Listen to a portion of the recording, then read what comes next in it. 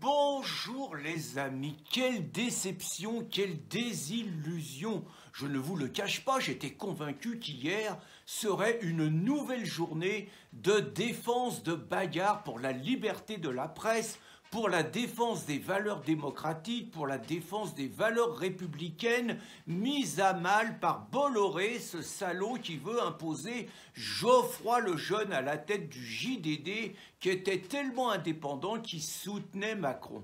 Eh bien, je m'attendais donc à ce que ce 1er août, qui marque l'arrivée de Geoffroy Lejeune à la tête de la rédaction, où il prenait ses fonctions, je pensais que toute la gauche allait frapper fort, qu'il allait y avoir un piquet de grève au JDD, qu'il allait y avoir une occupation par les insoumis, une occupation par les antifas, que Geoffroy Lejeune serait repoussé de la rédaction. Que nenni, que dalle, tout est passé comme une lettre à la poste alors.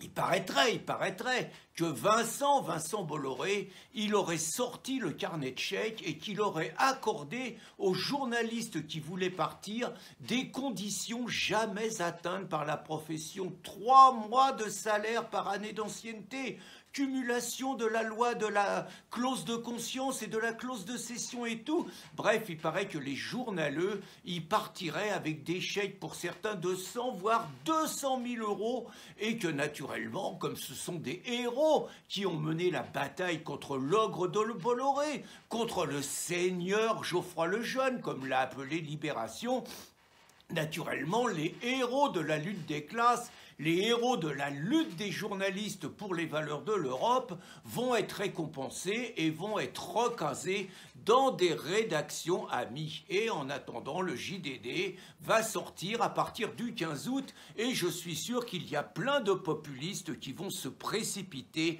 pour l'acheter. Conclusion, Vincent Bolloré a sorti le carnet de chèques et la fête est finie. Bonne journée les amis.